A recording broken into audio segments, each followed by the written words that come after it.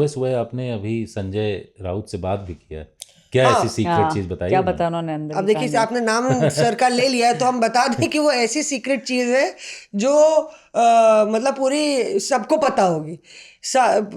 राउत साहब ने ये बोला कि आपको मौसमी मालूम नहीं है कि जो 6 गए हैं और वो रो रहे हैं कि कांग्रेस से मर्जर हो जाता, यही बोला है ना उन्होंने कि कांग्रेस से मर्जर हो जाता। तो उनका ये कहना है कि इनमें से 6 में से तो 5 पहले कांग्रेस में ही थे। अच्छा, तो ये तो बड़ा खुलासा है। ये सारे सिर्फ एक ऑथेंटिक शिव सैनिक है, इनमें से 6 में से 5 कांग्रेस में ही थे। तो अब वो इस बात का रोना रो रहे हैं कि ये मर्जर हो जाएगा, तो ये तो मतलब बात बेईमानी हो गई।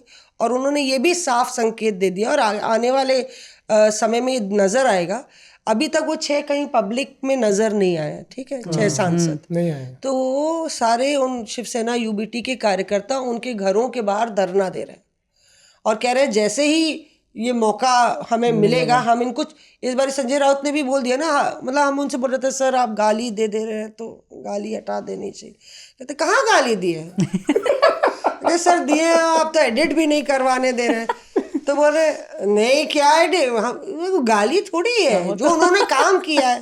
तो हमने कहा आप एडिट भी नहीं करवा रहे हैं। कहते हैं नहीं, इनको छोड़ा नहीं जाएगा, जहाँ पे भी होंगे इनको ढूंढ के इनको पूरी तरीके से इनकी खातिरदारी होगी और उनको नोटिस दे दिया गया है।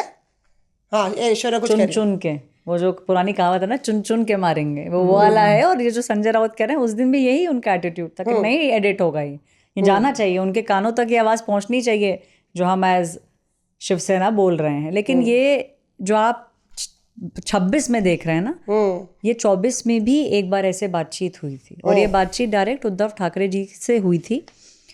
लोकसभा के अंदर बहुत अच्छा किया था ऑपोजिशन पार्टीज़ ने महाराष्ट्र में।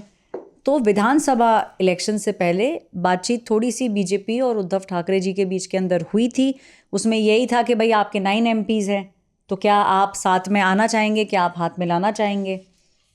जो नेक्स्ट डेट थी मीटिंग की, उस डेट पे महाराष्ट्र के इलेक्शन अनाउंस हो गए, तो वो बातचीत जो है वो आगे नहीं बढ़ पाई।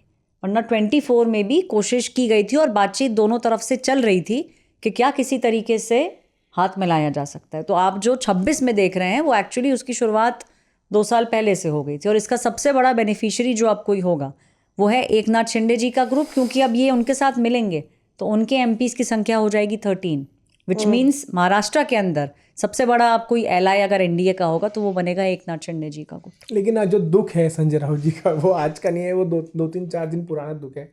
जब ये खबरें सारी आई ना कि वो यूबीटी के कुछ सांसद जो हैं वो दिल्ली आ रहे हैं एकनाथ शिंदे जी से मुलाकात करेंगे, तो मैं पहुंचा संजय राउत जी के यहाँ पे सुबह। वो जनरली सुबह 9:30 बजे के आसपास मीडिया से बात करते हैं। तो उन्होंने मराठी चैनल से बात की और उसके बाद मैं खड़ा हो गया अपना यहाँ इंटरव्यू करने के लिए। मैंने पहला प्रश्न उनसे पूछा, सर आपको लग रहा है कि जून 2022 में जैसी बगावत हुई थी वैसी बगावत दोबारा आपके साथ हो सकती है, जैसे हुआ अभी टीएमसी में वैसा आपके साथ हो सकता है? तो पहले तो हंसे ये टीएमसी वाले हमें क्या बोलेंगे, ये टीएमसी वाले हमको मिलते थे संसद भवन में। अच्छा, ये टीएमसी वाले हमको बोलते थे अरे तुम्हारे भाग गए, अरे तुमने मार्गदर्शन नहीं दिया। मैं पूछता हूँ तुम्हारे कहाँ भाग गए तुमने मार्गदर्शन क्यों नहीं दिया? हाँ, हमारा बहुत मजाक उड़ाते थे, आज देखो तुम्हारे भाग गए।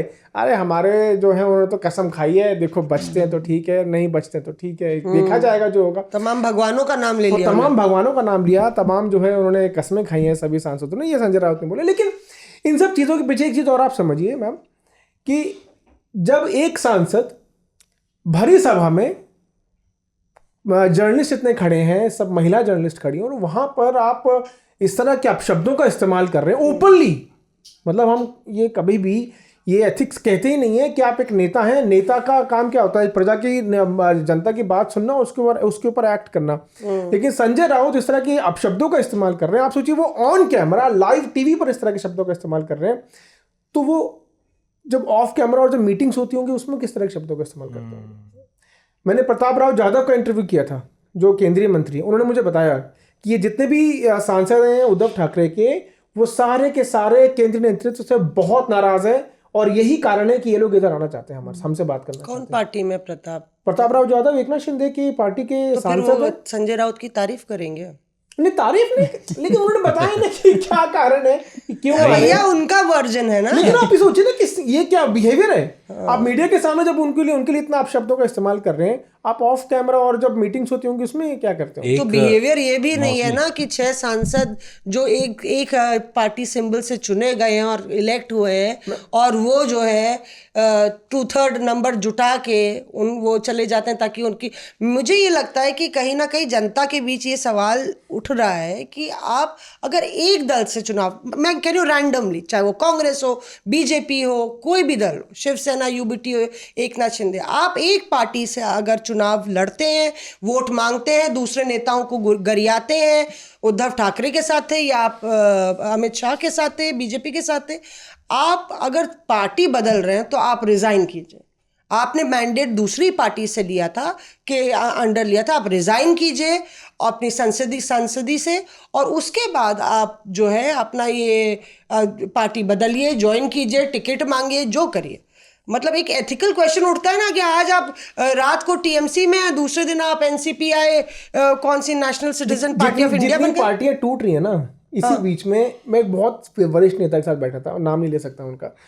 मैंने उनसे पूछा कि सर ये बताइए, बीजेपी के, मैंने पूछा कि सर ये बताइए, टीएमसी टूट गई, शिवसेना टूट रही है, इससे पहले और भी कई सांसद अलग अलग पार्टियों को टूट चुके, आपका कोई नेता आपको छोड़ के क्यों नहीं जाता? बीजेपी क्यों नहीं टूटती? उन्होंने बहुत अच्छी बात बोली, मतलब ये बात समझने और सीखने वाली बात। उन्होंने ये बात बोला, बीजेपी वो पार्टी है जो उसके जो सांसद हैं, उसके सांसद अपने नेता को नेता मानते हैं। यहां पर जो नेता है वो सांसदों की वजह से, लेकिन जो दूसरी पार्टियां हैं वहां पर क्या होता है, उनको लगता है कि हम हैं तो हमारा नेता है, हमारी वजह से ये पार्टी खड़ी है। यहां पर अगर मेरी जो पार्टी बीजेपी नहीं हो ना, तो मेरी कोई औकात नहीं है। पीयूष, तुम्हारी बीट बदलने की जरूरत है, 2-3 और पार्टी तुम कवर कर लो। बताऊंगा कि नेता की जो सोच अब कॉर्पोरेट एम्प्लॉय जैसी हो गई, जहां वो देखेगा अच्छा अप्रेजल मिल रहा है, पावर मिल रही है, वेरी फ्रैंक विद यू, वो कॉर्पोरेट मुलाजिम की तरह देख रहा है कंपनी चढ़ रही है, कंपनी की बैलेंस शीट अच्छी आ रही है, कंपनी में अच्छे इन्वेस्टर हैं, तो अपनी कंपनी को बदल लेगा। आज के समय एक पॉलिटिशियन की सोच एक कॉर्पोरेट एम्प्लॉय जैसी हो चुकी है। Reporters of